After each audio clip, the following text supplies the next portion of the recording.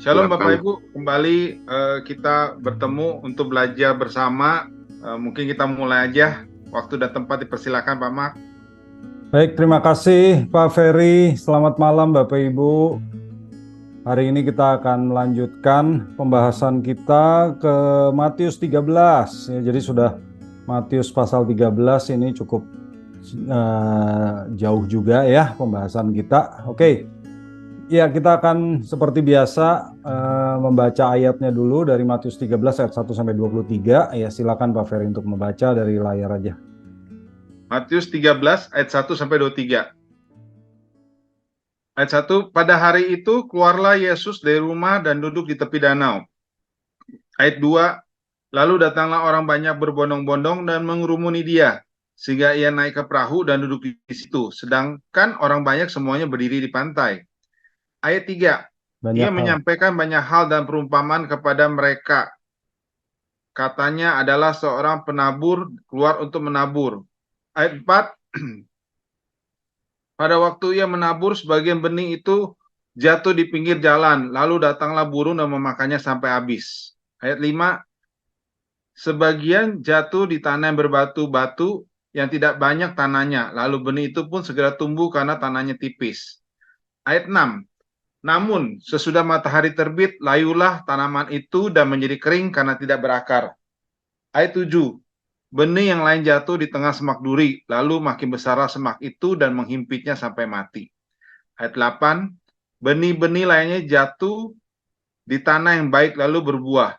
Ada yang 100 kali lipat, ada yang 60 kali lipat, ada yang 30 kali lipat. 9, siapa bertelinga, hendaklah ia mendengar. Ayat 10, kemudian datanglah murid-muridnya dan bertanya kepadanya, mengapa engkau berkata-kata kepada mereka dalam perumpamaan? Ayat 11, jawab Yesus, kepadamu diberi karunia untuk mengetahui rahasia-rahasia kerajaan surga, tetapi kepada mereka tidak. Ayat 12, sebab siapa yang mempunyai, kepadanya akan diberi, sehingga ia berkelimpahan. Tapi siapa yang tidak mempunyai, apapun yang ada padanya akan diambil darinya. Ayat 13, inilah sebabnya aku berkata-kata dalam perumpamaan kepada mereka, karena sekalipun melihat, mereka tidak melihat, sekalipun mendengar, mereka tidak mendengar dan tidak mengerti. Ayat 14, jadi terhadap mereka genaplah nubuat Yesaya yang berbunyi, kamu akan sungguh-sungguh mendengar tapi tidak mengerti, kamu akan sungguh-sungguh melihat tapi tidak memahami. Ayat 15, sebab hati bangsa ini telah menebal dan telinganya berat mendengar dan matanya melekat tertutup, supaya jangan mereka melihat dan dengan matanya dan mendengar dengan telinganya dan mengerti dengan hatinya, lalu berbalik sehingga aku menyembuhkan mereka. Ayat 16, namun berbahagialah matamu karena melihat dan telingamu karena mendengar. Ayat 17, sebab sesungguhnya aku berkata padamu, banyak nabi dan orang benar ingin melihat apa yang kamu lihat, tapi tidak melihatnya, dan ingin mendengar apa yang kamu dengar, tapi tidak mendengarnya. Ayat 18, karena itu, dengarlah arti perumpamaan penabur itu. Ayat 19, kepada setiap orang mendengar firman tentang kerajaan, tetapi tidak mengerti, datanglah si jahat dan merampas yang ditaburkan dalam hati orang itu. Itulah benih yang ditaburkan di pinggir jalan. Ayat 20, yang ditaburkan di tanah yang berbatu-batu artinya orang mendengar firman itu dan segera menerimanya dengan gembira. Ayat 21, namun tidak berakar dan tahan sebentar saja. Apabila datang penindasan atau penganiayaan karena firman itu, orang itu pun segera murtad. Ayat 22, yang ditaburkan di tengah semak duri artinya orang mendengar firman itu, lalu kekhawatiran dunia ini dan tipu daya kekayaan menghimpit firman itu sehingga tidak berbuah. Ayat 23, yang ditaburkan di tanah yang baik artinya orang mendengar firman itu dan mengerti, dan karena itu ia berbuah. Ada yang 100 kali lipat, ada yang 60 kali lipat, ada yang 30 kali lipat. Amin. Ya, terima kasih Pak Ferry. Bapak Ibu, kita sampai di perumpamaan tentang seorang penabur ya. Jadi dalam pertemuan sebelumnya kan kita lihat pertentangan antara Yesus dan para pemimpin agama Yahudi yang kemudian berpuncak pada Yesus menunjuk para murid sebagai keluarga intinya. Jadi kata Yesus yang merupakan keluarganya adalah yang melakukan kehendak Bapa. Nah, di sini mulai pasal 13 Yesus kembali mengajar orang-orang banyak dalam bentuk ceramah. Ya, di sini pasal 13 ini biasa disebut ceramah tentang kerajaan Allah. Jadi Yesus mengajar seperti apa sebetulnya kerajaan Allah itu, karena itu tidak seperti yang dikira atau dipahami oleh orang Yahudi di zaman itu. Nah, pada Matius 13 ayat 1 dikatakan pada hari itu keluarlah Yesus dari rumah dan duduk di tepi danau. Nah, di sini Yesus sebelumnya di pasal 12 ada di sebuah rumah, tapi sekarang Yesus keluar dari rumah itu, biasanya disebut rumah Simon Petrus dan Andreas ya di Kapernaum. Nah, sekarang Yesus duduk di tepi danau. Nah, dalam ceramah perumpamaan ini kita lihat bahwa duduk itu adalah posisi siap mengajar bagi seorang rabi. Jadi rabi kalau mengajar tuh nggak berdiri, Bapak Ibu, pasti duduk. Nah, kalau Yesus duduk mau mengajar, orang banyak mendatangi dia. Nah, kemudian di ayat 2 dikatakan, lalu datanglah orang banyak berbondong-bondong dan mengerumuni dia, sehingga ia naik ke perahu dan duduk di situ. Sedangkan orang banyak semuanya berdiri di pantai. Nah, orang terlalu banyak, akhirnya Yesus lalu naik ke perahu milik Simon Petrus. Tahu dari mana? Dari Lukas 5 ayat 3 ya. Agar tidak terdesak orang banyak dan suaranya lebih terdengar jelas. Jadi tujuan Tuhan Yesus untuk naik perahu adalah supaya suaranya lebih terdengar, Bapak Ibu. Kemudian Tuhan Yesus dikatakan menyampaikan banyak hal dalam perumpamaan kepada mereka. Katanya adalah seorang penabur keluar untuk menabur. Kita lihat bahwa perumpamaan itu adalah cara yang sering digunakan oleh para rabi untuk mengajar, ya.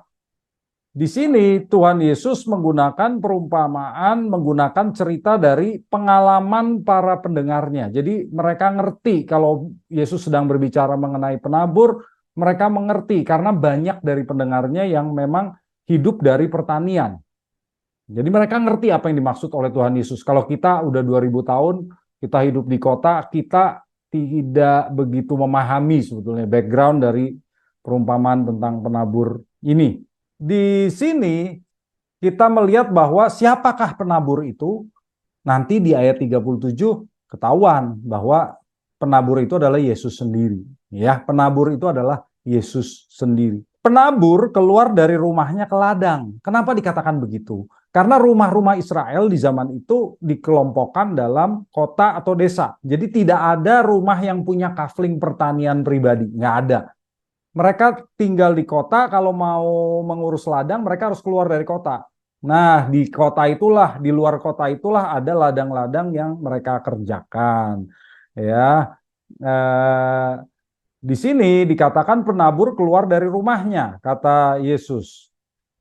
Itu melambangkan Yesus sendiri yang meninggalkan rumahnya di surga untuk pergi ke bumi, turun ke bumi dan menabur di tanah Israel.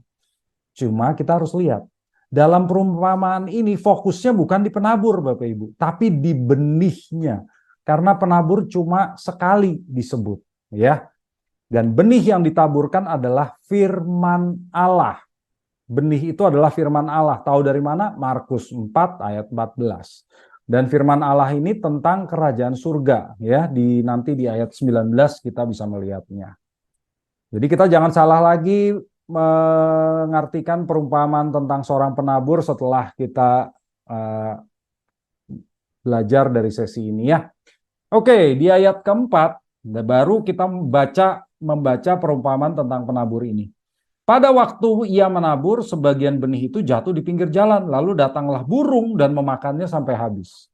Oke, menaburnya gimana caranya Bapak Ibu? Jadi kalau orang mau menabur di zaman itu, ladangnya dibajak dulu, ya, dibajak dengan lembu gitu. Lalu setelah ladangnya dibajak, jadi banyak lubangnya, si penabur akan berjalan dan menabur benihnya ke segala arah. Begitu caranya. Kedalaman tanah yang dibajak itu 2,5 sampai 7,5 cm. Setelah si penabur menabur di seluruh ladang itu, ladang akan dibajak lagi supaya tanah yang tadinya sudah bergelombang dan ditaburi benih itu bisa tertutup. Nah, kalau benihnya masuk ke dalam tanah, nanti bisa tumbuh. Begitu. Ladang itu dikelilingi jalan dan di tengah-tengahnya juga sering ada jalan yang dapat dilalui orang gitu. Jadi inilah yang dimaksud dengan benih yang jatuh di pinggir jalan. Ada saja benih yang jatuh di pinggir jalan sehingga tidak tertutup tanah, lalu bisa diambil burung. Ya, itu tanah yang pertama, tanah di pinggir jalan. Kemudian ayat 5 sampai 6, sebagian jatuh di tanah yang berbatu-batu, yang tidak banyak tanahnya. Lalu benih itu pun segera tumbuh karena tanahnya tipis. Namun sesudah matahari terbit, layulah tanaman itu menjadi kering karena tidak berakar. Nah, di Israel itu tanahnya banyak yang tidak rata, Bapak Ibu. Ya. Dan berbatu-batu, sehingga lapisan tanah yang ada di atasnya itu sangat tipis. Kalau tanahnya tipis, benih itu tumbuhnya lebih cepat, jadi berkecambah, ya, jadi seperti tauge. Tetapi akarnya nggak dalam, dan dia tidak bisa memperoleh air dan nutrisi dari tanah, sehingga begitu kena panas matahari jadi kering dan akhirnya mati. Itu tanah yang kedua. Tanah yang ketiga yaitu di ayat 7. Benih yang lain jatuh di tengah semak duri, lalu makin besarlah semak itu dan menghimpitnya sampai mati. Nah, kalau kita lihat semak duri itu lebih beradaptasi untuk bisa mengambil nutrisi dari tanah. Dan benih yang tadi yang baru ditaburkan itu akan kalah saat berebut nutrisi lawan semak duri. Jadi semak duri akan bertumbuh lebih besar, menghimpit si tauge yang baru berkecambah ini hingga akhirnya matilah dia. Ya, jadi kena semak duri kalah dia. Dan ayat 8, benih-benih lainnya jatuh di tanah yang baik lalu berbuah. Ada yang 100 kali lipat, ada yang 60 kali lipat, ada yang 30 kali lipat. Nah, di sini Tuhan Yesus baru berbicara tentang tanah yang baik. Nah, kalau tanahnya baik, maka benih itu bisa bertumbuh dengan baik dan berlipat ganda. Nah, perhatikan bahwa hanya benih yang jatuh pada tanah yang baik yang dapat tumbuh menjadi tanaman yang dapat dipanen. Jadi jenis tanahnya ada berapa? Ada 4. Yang bisa tumbuh hanya 1. Lalu jumlah 100 kali lipat, 60 kali lipat, 30 kali lipat, bukan jumlah pelipat gandaan persembahan atau perpuluhan, Bapak Ibu. Ya, bukan. Jadi kalau ada yang berdoa begitu, persembahanmu akan dilipat gandakan 100 kali lipat, 60 kali lipat. Nggak ada hubungannya itu ya. Ini soal benih firman, bukan persembahan. Apa artinya 100 kali lipat, 60 kali lipat, 30 kali lipat itu? Kita lihat Kejadian 26 ayat 12. Kejadian 26 ayat 12. Silakan Pak Ferry. Kejadian 26 ayat 12. Maka menaburlah Ishak di tanah itu, dan dalam tahun itu juga ia mendapat hasil 100 kali lipat sebab ia diberkati Tuhan. Nah, jadi maksimum 100 kali lipat seperti Ishak. Apa artinya 100 kali lipat? Tadi apa katanya? Diberkati Tuhan. Tuhan. Itu maknanya. Jadi kita nggak perlu lihat kok ada yang 100, ada yang 60, ada yang 30. Artinya hasilnya bisa berbeda-beda. Tetapi semuanya menjadi panen yang diberkati Tuhan seperti panennya Ishak. Itu maksudnya Bapak Ibu ya. Jangan diterjemahkan sembarangan jadinya. Oke, di ayat 9 Tuhan Yesus kemudian melanjutkan, siapa bertelinga, hendaklah ia mendengar. Nah, tujuan Yesus mengatakan ini adalah agar pendengar mengerti bahwa ada makna yang lebih mendalam loh. Saya bukan sedang berbicara mengenai pertanian gitu loh, kata Tuhan Yesus. Ada sesuatu yang lebih mendalam yang kalian harus pahami. Di sini kan menarik ya Bapak Ibu ya, menarik sekali bahwa Tuhan Yesus berkata siapa bertelinga hendaklah ia mendengar. Jadi mana yang lebih dimaksudkan oleh Tuhan Yesus? A. Tidak semua orang memiliki telinga untuk mendengar. Dan B. Tidak semua orang yang bertelinga mau mendengar. Coba tulis di chat A atau B. B. Ada lagi yang lain? Ayo tulis nggak benar nggak salah. Kita coba lihat. Oke, ada yang jawab A nggak? Kok semuanya B nih? Nah, yang betul adalah A. Jadi sebetulnya di sini Tuhan Yesus berkata, bukan, kan kita pikir nggak semua orang yang bertelinga mau mendengar. Tapi perumpamaan ini, kata Tuhan Yesus, bukan buat semua orang, melainkan hanya orang yang punya telinga rohani. Jadi kebanyakan pendengar itu tidak punya telinga rohani, sehingga nggak ngerti mendengar pesan yang terkandung dalam perumpamaan ini. Bukannya mereka tidak mau mendengar, tapi nggak punya telinganya itu. Ya, jadi kita dapat insight baru di sini. Oke. Kemudian di ayat 10, kemudian datanglah murid-muridnya dan berkata kepadanya, "Mengapa engkau berkata-kata kepada mereka dalam perumpamaan?" Nah, jadi kenapa sih mereka tanya ya? Kenapa Yesus mengatakan dalam perumpamaan? Nah, ayat 11, jawab Yesus, "Kepadamu diberi karunia untuk mengetahui rahasia-rahasia kerajaan surga, tetapi kepada mereka tidak," kata Tuhan. Nah, ini jadi Tuhan Yesus membedakan murid dan orang banyak. Murid itu yang sudah mengambil keputusan untuk mengikuti Yesus, sementara orang banyak hanya yang ya mau mendengar Yesus tapi belum mengambil keputusan. Di sini Tuhan Yesus mengatakan, "Kepadamu diberi karunia untuk mengetahui rahasia-rahasia kerajaan surga." Jadi rahasia kerajaan surga hanya diberikan kepada murid, bukan orang banyak. Jadi orang banyak itu nggak punya telinganya, itu problemnya. Ya. Oke, kita coba lagi nih. Ayo tulis di chat. Apakah rahasia kerajaan surga itu? A. Terkait kerajaan Allah yang akan didirikan di bumi, atau B. Terkait kerajaan Allah yang telah datang di bumi. Silakan coba. Ayo. B. B. B. Ada yang A nggak? Tadi semua B, sekarang B lagi. Iya ya Bapak Ibu. Jadi Tuhan Yesus mengatakan rahasianya itu adalah kerajaan Allah sudah datang di bumi. Kalau kerajaan Allah akan didirikan di bumi dari perjanjian lama semua orang sudah tahu gitu ya. Tapi rahasianya adalah kerajaan Allah itu sudah datang, kamu aja yang nggak tahu. Tapi kerajaan Allah itu masih bekerja dengan cara yang tersembunyi, yaitu gerakan Tuhan Yesus dan murid-muridnya.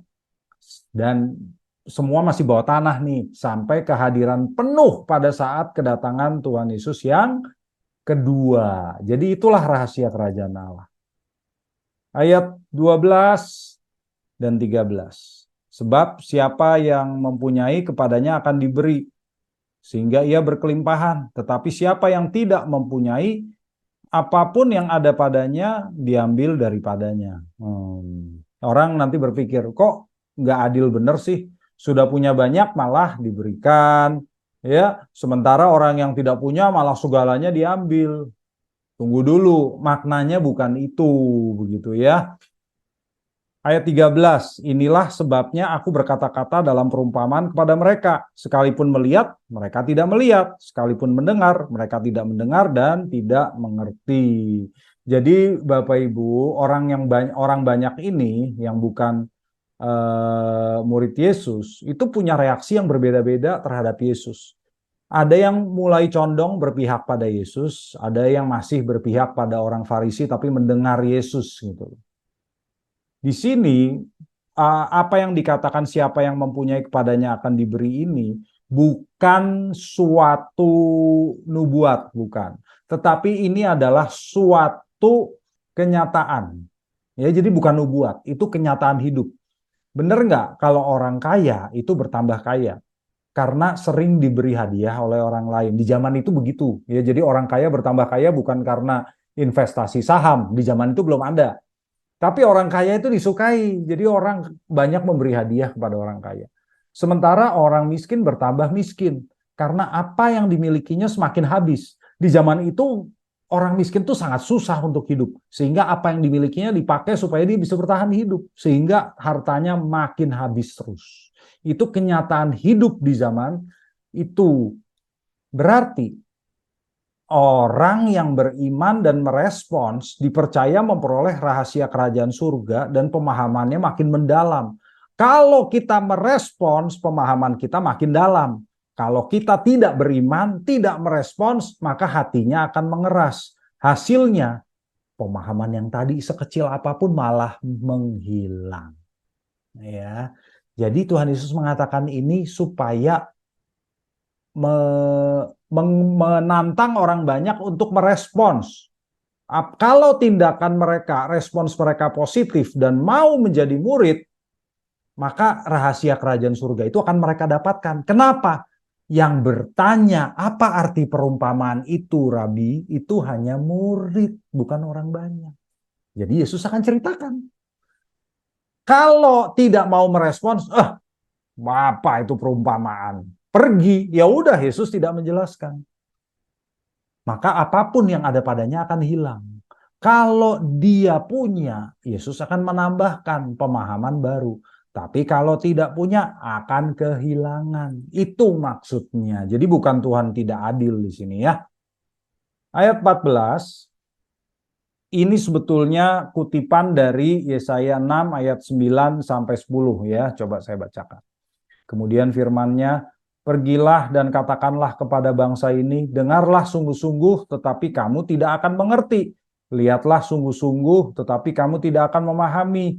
Buatlah hati bangsa ini keras dan buatlah telinganya berat mendengar dan buatlah matanya melekat tertutup supaya jangan mereka melihat dengan matanya dan mendengar dengan telinganya dan mengerti dengan hatinya lalu berbalik dan menjadi sembuh.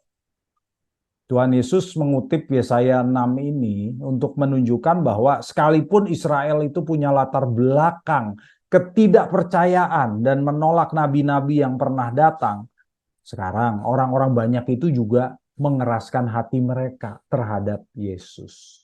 Jadi apa yang dilakukan orang banyak itu mencerminkan bangsa Israel yang juga dilayani oleh Yesaya.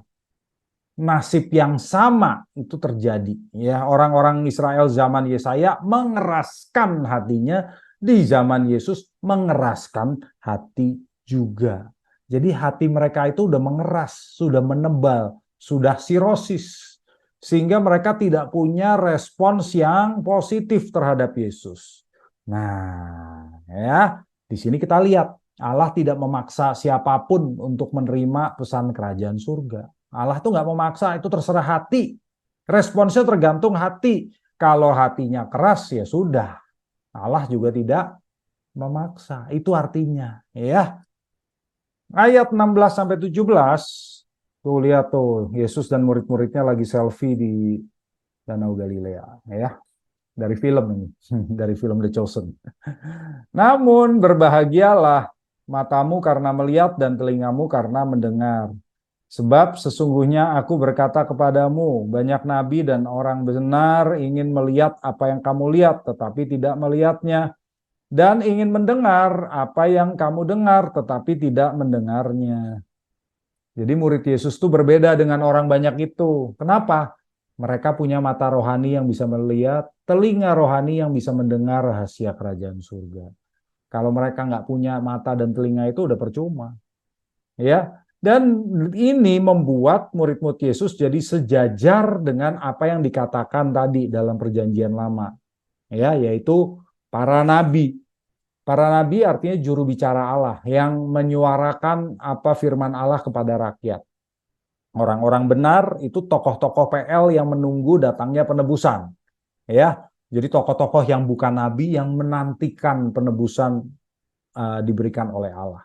Tapi para murid lebih diberkati karena mereka bisa mendengar, bisa melihat rahasia kerajaan surga. Sementara para nabi dan orang benar itu nggak bisa. Jadi harusnya para murid itu jauh lebih berbahagia. Itu kata Tuhan Yesus. Ya, kalian tuh jauh lebih berbahagia daripada para nabi. Mereka nggak bisa melihat dan mendengar apa yang saat ini kamu lihat dan dengar. Maka Tuhan Yesus pun menjelaskan arti perumpamaan tentang penabur. Ya, ayat 18. Karena itu dengarlah arti perumpamaan penabur itu. Ya, jadi di sini Bapak Ibu, perumpamaan itu fungsinya untuk menguji hati pendengar. Apakah mereka menerima pesan Yesus atau tidak? Jika mereka menerima pesan Yesus, mereka akan mencari tahu makna perumpamaan itu dari Yesus itu apa. Tadi kan kita lihat, yang bertanya itu murid.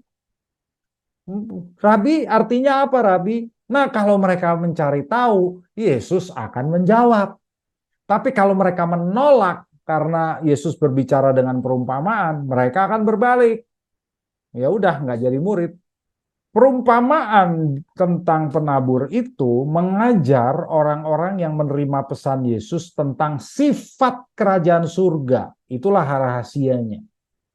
Kerajaan surga sudah datang di bumi, tetapi bekerja dengan cara yang berbeda dengan yang dikira oleh para pemimpin agama Yahudi dan orang banyak. Ya, Bapak Ibu, kalau ada pertanyaan boleh sambil ditulis di chat, nanti kita bahas. Ya, silakan sebelum terlupa boleh ditulis. Ayat 19, kepada setiap orang yang mendengar firman tentang kerajaan tetapi tidak mengerti, datanglah si jahat dan merampas yang ditaburkan dalam hati orang itu.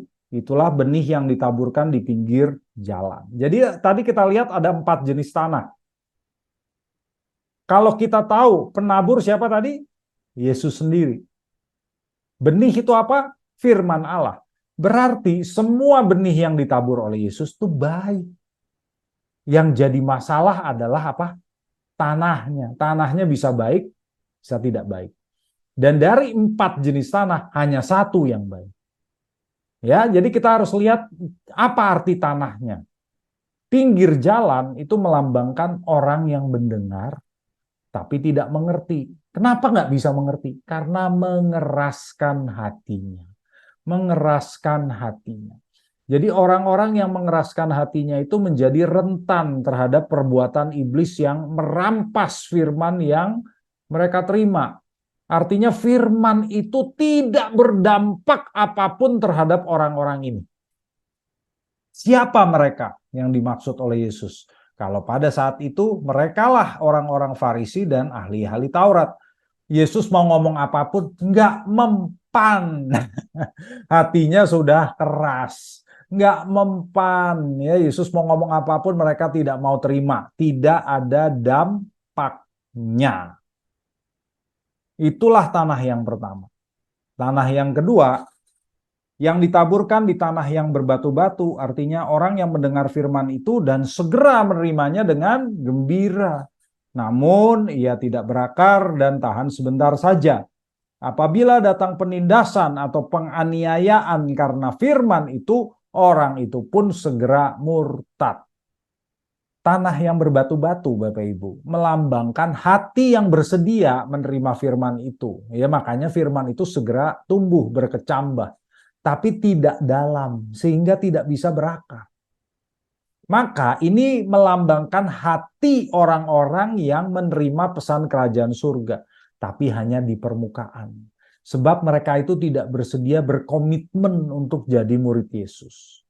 Dan tanpa komitmen, orang-orang ini tidak akan mampu menghadapi penderitaan dan juga penganiayaan. Ya, padahal Tuhan Yesus sudah berkata, kalau mengikut aku, pasti kamu menderita. Begitu penderitaan itu datang, ya udah mereka mundur. Kembali jadi agama lama, jadi agama Yahudi. Ya. Siapa yang diwakili oleh tanah ini? Inilah orang banyak yang tadi. Yang datang karena Tuhan Yesus membuat mujizat, mereka ingin melihat. Wah, ada pembuat mujizat, saya sakit, saya mau disembuhkan. Tapi mereka tidak mau berkomitmen menjadi murid Yesus. Ketika Tuhan Yesus berkata, tinggalkan semuanya, ikut aku, mereka nggak mau. Mereka hanya mau berkat jasmani, mereka hanya mau mujizat Yesus. Komitmennya, no. Itulah tanah yang kedua. Tanah yang ketiga ayat 22. Yang ditaburkan di tengah semak duri, artinya orang yang mendengar firman itu, lalu kekhawatiran dunia ini dan tipu daya kekayaan menghimpit firman itu sehingga tidak berbuah. Tanah yang penuh semak duri itu melambangkan hati yang menerima firman itu, tetapi hati itu juga diwarnai dunia. Sehingga ada pertentangan antara dunia dan kerajaan Allah dalam hatinya. Kalau ada pertentangan antara dunia dan kerajaan Allah, akhirnya dimenangkan oleh dunia, Bapak Ibu. Kita harus hati-hati terhadap segala kekhawatiran dunia dan tipu daya kekayaan. Kekhawatiran dunia itu apa sih? Orang itu khawatir bahwa menjadi anggota kerajaan Allah, atau kalau di sini kerajaan Allah itu yang sudah datang adalah menjadi murid-murid Yesus. Itu membuatnya tidak mampu memenuhi kebutuhannya sehari-hari. Kalau jadi orang Kristen, aduh, saya nggak bisa suap sini suap sana lagi, saya nggak bisa korupsi lagi. Wah, gimana saya bisa hidup? Nah, itulah kekhawatiran dunia. Ya, Tuhan Yesus sudah memperingatkan ini dalam khotbah di bukit. Kekhawatiran Matius 6 ayat 25 sampai 34. Lalu tipu daya kekayaan itu apa, Bapak Ibu? Pandangan bahwa prioritas utama kehidupan ini adalah mengumpulkan materi untuk bisa bertahan hidup, untuk bisa mandiri, tapi tanpa Allah. Nah ini loh, tanpa Allahnya itu. Jadi mereka merasa harus mandiri, mencukupi segala dengan kekuatan sendiri, bukan kekuatan Allah. Padahal ya, Allah mau kita itu bergantung kepadanya. Jadi apapun yang kita terima, sekalipun itu kita berusaha, tapi kita terima sebagai anugerah Allah. Itulah yang dilakukan oleh Daud, Bapak Ibu. Kita harus meneladani Daud dalam hal ini. Ya. Jadi tipu daya kekayaan ini bukan hanya untuk orang yang sudah kaya. Ini lebih kepada orang yang ingin kaya. Ya, ingin kaya. Itulah bahayanya orang yang ingin kaya. Jadi kalau ada kombinasi kekhawatiran dunia dan tipu daya kekayaan, pesan kerajaan Allah akan terhimpit. Bener nggak? Wah, saya yang penting hidup hari ini aja deh, nggak usah mikir-mikir surga lah. Besok makan apa aja saya bingung. Akhirnya pesan kerajaan Allah mati, tidak bisa berbuah. Itulah ya. Jadi ini mewakili orang-orang Kristen zaman sekarang. Banyak orang Kristen zaman sekarang yang seperti ini. Zaman dulu juga ada, tapi hari ini kayaknya jadi banyak ya. Dan ayat 23. Yang ditaburkan di tanah yang baik, artinya orang mendengar firman itu dan mengerti. Dan karena itu ia berbuah. Ada yang 100 kali lipat, ada yang 60 kali lipat, ada yang 30 kali lipat. Di sini Bapak Ibu, tanah yang baik melambangkan orang yang tidak hanya mendengar, tetapi mengerti, ya, sehingga firman itu berakar dan dapat menghasilkan buah. Ya. Ini mewakili murid-murid Yesus yang sungguh-sungguh percaya kepadanya. Tadi bagaimana sih mereka bisa mengerti?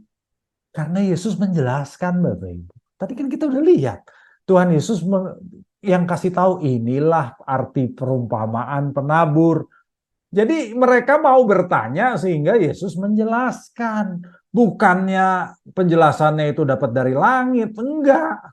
Yesus sendiri yang jelasin. Jadi mereka terbuka saja, membuka hati untuk mendengar penjelasan Yesus. Itulah sebabnya mereka bisa mengerti dan bisa berbuah. Buah itu bukti bahwa seseorang adalah anggota kerajaan Allah. Buah itu apa? Perubahan hidup yang menunjukkan karakter kerajaan Allah. Kita udah lihat di Matius 7 dan Matius 12. Contoh karakter kerajaan Allah apa? Banyak di Perjanjian Baru, saya hanya ambil beberapa. Yang pertama dari 1 Yohanes 3 ayat 9, tidak terus berbuat dosa lagi. Ya, orang yang siapa yang ada di dalam Kristus tidak terus berbuat dosa lagi. Itu yang pertama. Lalu yang kedua, buah roh, mempunyai buah roh. Ya, Galatia 5 ayat 22 sampai 23. Kemudian mempunyai pekerjaan baik dan pertumbuhan pengetahuan tentang Allah. Kolose 1 ayat 10. Pekerjaannya, pelayanannya baik, dan juga pengenalan, pengetahuan tentang Allahnya makin mendalam. Jadi orang yang tidak mau belajar firman, jelas tidak punya buah roh. Jelas tidak menunjukkan karakter kerajaan Allah. Ya, makanya ayo ajak teman-teman kita belajar sama-sama tentang pendalaman Alkitab. Karena saya percaya kalau dalam khotbah hari Minggu juga kita nggak bisa bicara sedalam ini, Bapak Ibu. Ya, belum lagi kita ada tanya jawab, orang tidak dalam ibadah minggu juga nggak bisa tanya jawab. Dan kita bisa melanjutkannya dengan diskusi sendiri di luar pembahasan ini. Yang di khotbah tentunya tidak bisa. Jadi kalau kita mau semangat mencari pengetahuan tentang Allah, itulah karakter anggota kerajaan Allah menurut Kolose 1 ayat 10. Orang yang, ya saya udah cukup kok, ya saya udah cukup dari ibadah hari Minggu, kewajiban saya sebagai orang Kristen sudah terpenuhi. Itu mah bukan karakter kerajaan Allah, Bapak Ibu. Ya, jadi kita lihat, kita berbuah atau tidak menunjukkan apakah kita anggota kerajaan Allah atau bukan. Oke, aplikasinya sebelum kita masuk ke tanya jawab. Yang pertama, rahasia kerajaan surga.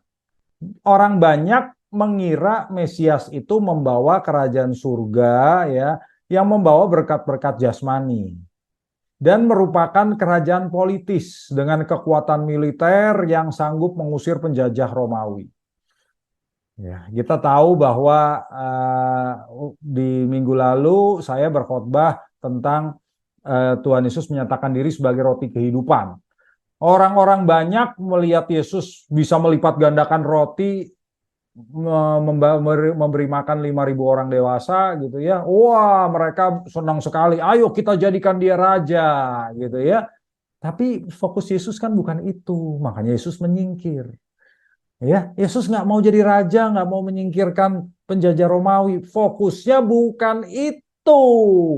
Fokus pada berkat jasmani seperti itu membuat orang banyak tidak dapat melihat, menerima Injil yang sesungguhnya dibawa oleh Yesus, yaitu apa? Penebusan Allah.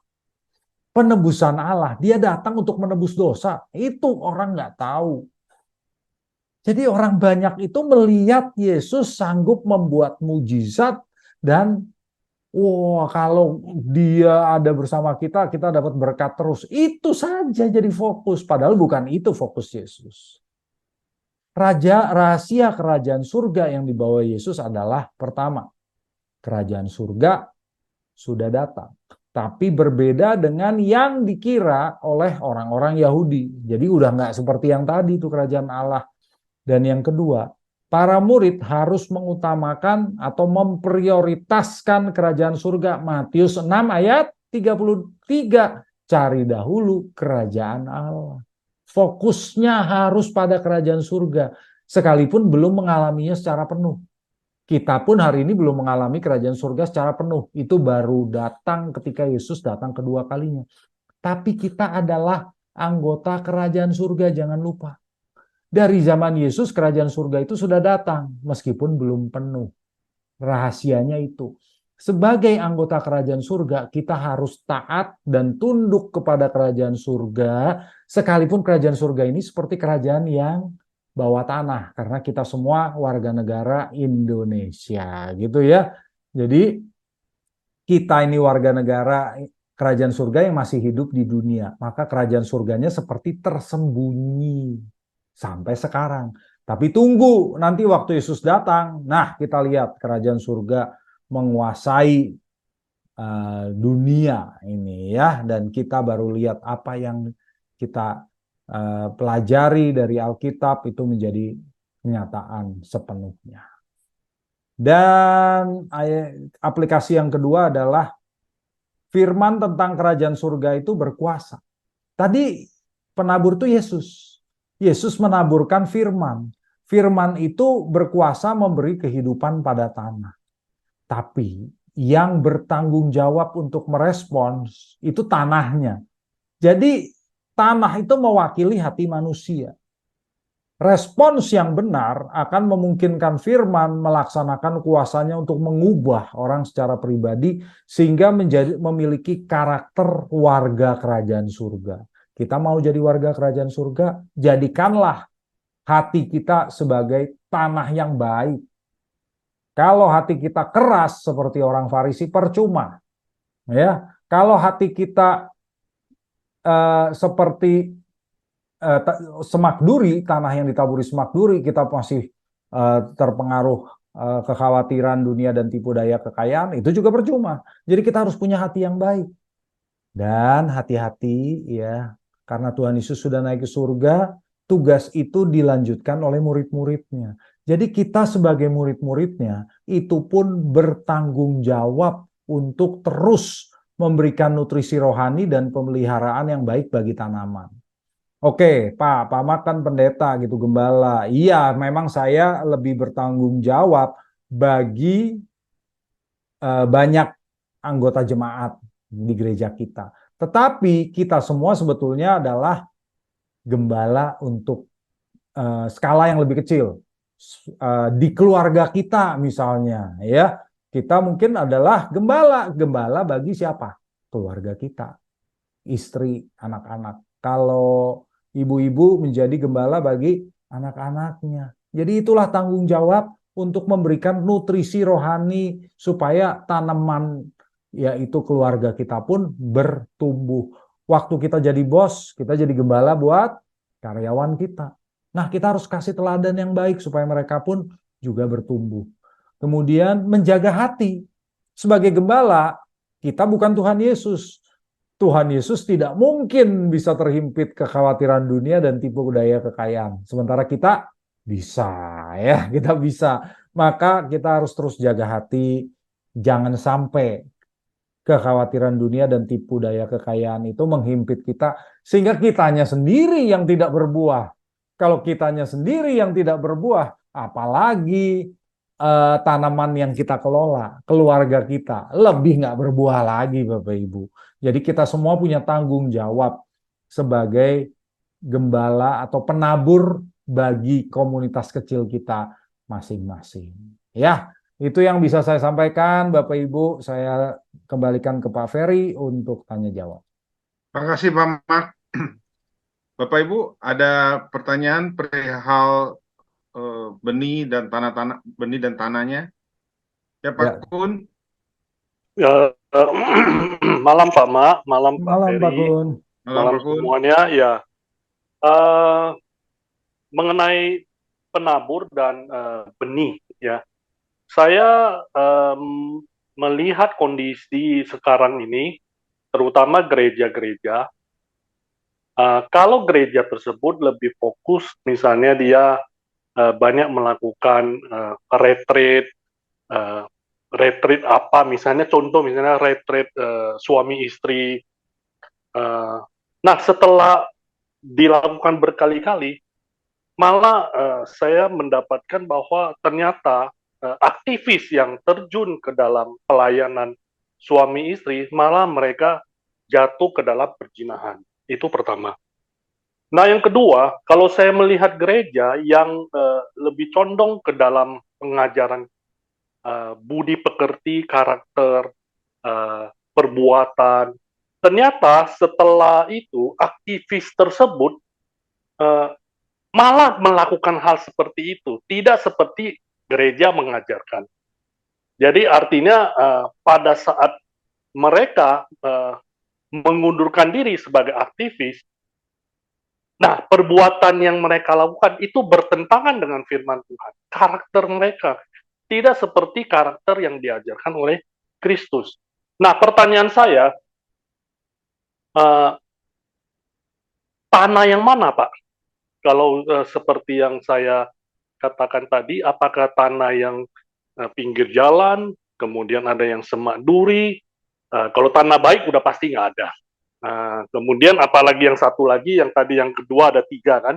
Nah, kira-kira yang mana Pak? Itu tiga tanah itu loh.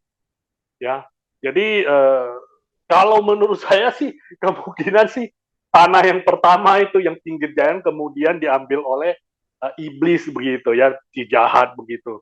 Nggak tahu kalau Pak Mak lebih tepat ya. Silakan Pak Mak. Oke, makasih Pak Kun.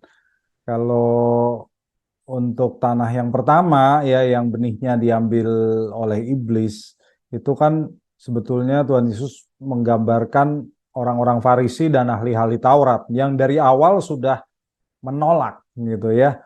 Jadi tidak sempat benih itu tidak sempat tumbuh karena langsung diambil oleh iblis. Karena dari awal orang Farisi dan ahli-ahli Taurat itu langsung mengeraskan hatinya. Meskipun mereka dengerin Yesus mau Ngajar apa? Mereka mendengarkan, tapi tujuan mereka adalah untuk menjebak Yesus. Karena mereka melihat Yesus sebagai ancaman bagi tatanan yang sudah ada dalam agama Yahudi. Ya, jadi kalau menurut saya, ini juga adalah tanah yang di tengah semak duri, yang punya semak duri. Ya, tipu daya kekayaan dan kekhawatiran dunia.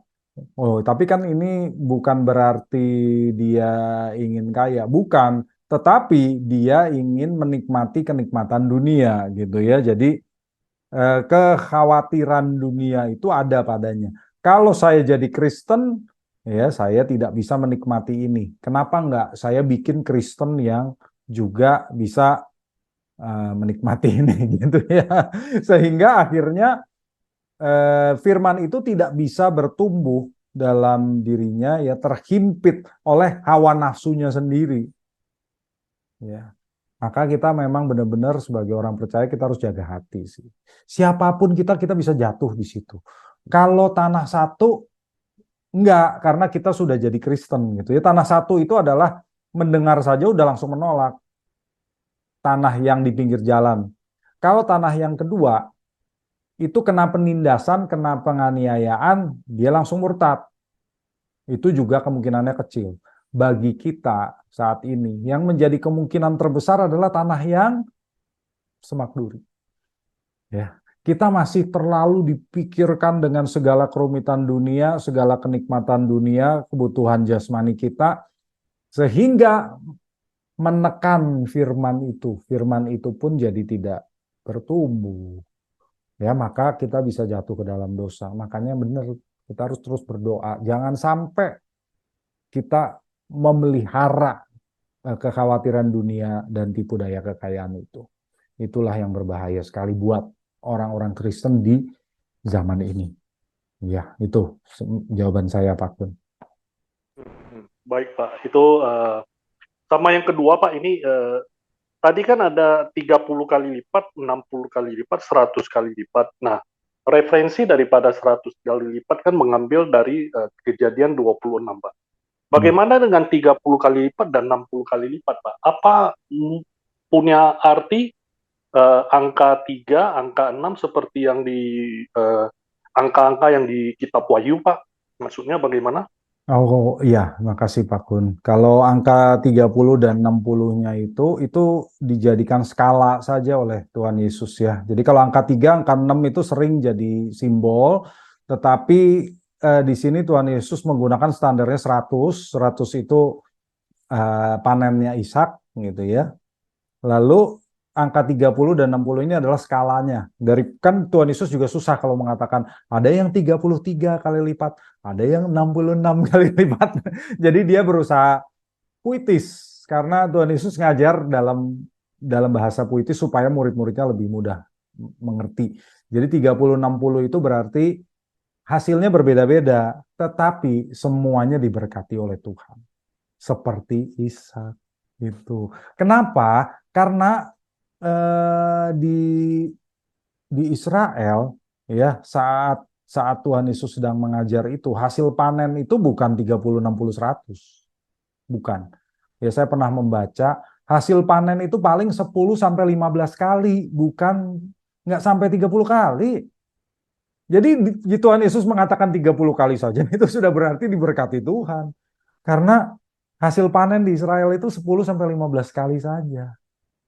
Itu maksudnya. Jadi 30 aja udah bagus. Setiap hasil itu sudah diberkati. Tapi bisa sampai seperti Ishak 100 gitu loh. Maksudnya gitu aja. Setiap orang hasilnya berbeda-beda, tapi semuanya diberkati. Itu. Baik, Pak. Makasih, Pak. Ya, makasih Pak Kun. Ya, ada yang lain Bapak Ada Ibu? lagi Bapak Ibu yang tanyakan? Sama, Yuk silakan. kalau itu murid-murid Yesus yang diberikan karunia khusus siapa ya? Kayaknya spesial banget buat murid-murid Yesus dikasih telinga untuk mendengar. Itu aja Pak. Oke, terima kasih Pak Ayong. Ya, betul. Jadi, tapi di sini Tuhan Yesus itu memberikan undangan kepada siapapun untuk menjadi muridnya. Jadi yang namanya murid bukan hanya ke-12 rasul. Kalau rasul cuma 12, murid banyak. Jadi di sini kita harus mengerti kalau yang disebut murid itu orang yang berkomitmen mengikut Yesus. Jadi kita semua seharusnya adalah murid Yesus. Kita bukan rasul, tapi kita murid Yesus. Kita sudah berkomitmen mau mengikuti Yesus. Kalau kita berkomitmen mengikuti Yesus, kita diberi telinga untuk mendengar. Apa buktinya? Tadi kan mereka bertanya, Guru artinya apa ya? Nah itu loh, kalau mereka udah nggak tanya, udah pergi, ya udah selesai. Itu maksudnya Tuhan Yesus. Yang masalah itu mereka nggak punya telinga karena tidak mau, udah langsung pergi aja, menolak ajaran Tuhan Yesus yang disampaikan dalam bentuk perumpamaan. Perumpamaan ini memang cara Yesus untuk memisahkan orang banyak dari murid. Ya, jadi kita semua juga murid, kita semua dapat karunia untuk mengerti.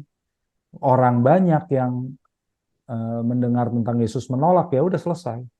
Ya saya sendiri lihat kok di kalau Bapak Ibu tahu Instagram kita di GSKI Pluit kan cukup rame Bapak Ibu ya. Followernya cukup banyak dan audiensnya cukup banyak. Beberapa video sampai mencapai jutaan view. Ya, banyak juga dari viewer tersebut yang datang dari agama seberang. Dan kalau kita baca pertanyaan-pertanyaannya, ya ini loh contoh orang-orang yang mengeraskan hati gitu loh. Ya, jadi mereka langsung menolak aja. Mana ada tuh Tuhan mati untuk dosa manusia. Dosa manusia ditanggung sendiri gitu ya. Lah udah dikasih tahu gitu. Mereka sudah mengeraskan hatinya. Maka mereka memang udah nggak punya telinga. Udah diperdengarkan pun mereka nggak mau mengerti. Kenapa emang nggak ada telinganya? Kalau mau berkomitmen jadi murid, pasti Tuhan Yesus akan memberikan karunia supaya kita ngerti. Jadi artinya respon kita penting juga ya Pak ya. Sekalipun Tuhan udah anugerahkan, tapi respon itu sangat penting ya Pak. Betul sekali. Timbal balik. Betul Ya, thank you, Pak Pak. Ayong. Ya. Thank you Pak Mak. Ya, thank you Pak Ayong. Ada lagi Bapak Ibu sebelum kita akhiri? Mungkin satu pertanyaan lagi. Yuk Pak Kun lagi, silakan. Ya, Pak, di antara yang tanah yang ada 3 tanah yang gak baik itu, jika orang tersebut masih juga tidak bertobat, tidak berubah, tetap seperti tanah yang firman yang ditabur di semak duri. Ya. Nah, sampai pada akhirnya orang tersebut meninggal. Itu bagaimana Pak? Karena dia firmannya dia nggak dapat Pak. Nah, meninggal itu orang tersebut bagaimana? Nah, dengan kasar, orang tersebut diterima di kerajaan surga atau namanya surga, atau di kerajaan neraka namanya neraka Pak. Itu Pak. Kalau masih tetap di semak duri ya. Betul. Itu Pak ya. Iya, inilah yang kita harus berhati-hati gitu ya. Jadi di sini kan dikatakan semak duri itu menghimpit benih itu sampai mati. Artinya tidak bisa berbuah. Artinya karakter warga kerajaan surga itu tidak bisa bertumbuh. Nah, kalau tidak bisa bertumbuh, itu berarti orang tersebut sebetulnya telah menolak menjadi anggota warga kerajaan surga. Nah, kalau dia menolak jadi warga kerajaan surga, ya dia akan jadi warga kerajaan kegelapan, kan simpelnya begitu. Ya kan? Jadi benar, ini yang harus kita waspada, itu tanah yang bersemak duri ini. Jangan-jangan kita masih ada di kawasan itu gitu loh. Ya, kalau ada benar kita harus cabutin semak durinya. Ya, memang itu yang jadi masalah bagi orang Kristen zaman ini. Ya, kalau kita menolak firman karena itu tidak sesuai dengan semangat zaman ini, itu yang membahayakan kita. Ya, itu yang membahayakan kita. Ya, kalau sampai firman itu akhirnya nggak berdampak bagi kita, kalau sampai karakter warga kerajaan surga itu tidak ada bagi kita, itu pilihan siapa? Itu pilihan kita. Artinya pilihan kita untuk tidak mau jadi warga kerajaan surga. Itu. Ya. Jadi ya yang saya ingin sampaikan kepada Bapak Ibu, hati-hatilah tentang tanah tentang yang bersemak duri itu. Kalau ada itu pada kita, cabutin semak durinya. Jangan sampai waktunya terlambat. Itu aja. Ya, jangan sampai. Tapi ini memang berarti sampai kita itu karena hatinya penuh semak duri sampai tidak percaya kepada firman itu yang ditaburkan. Ya, jadi ya sungguhlah berhati-hati soal hal ini ya. Kalau mau khotbah tentang penabur ya fokusnya di semak duri. Kalau bagi zaman ini. Ya betul Pak, setuju Pak. Setuju. Mungkin cukup Pak Mark.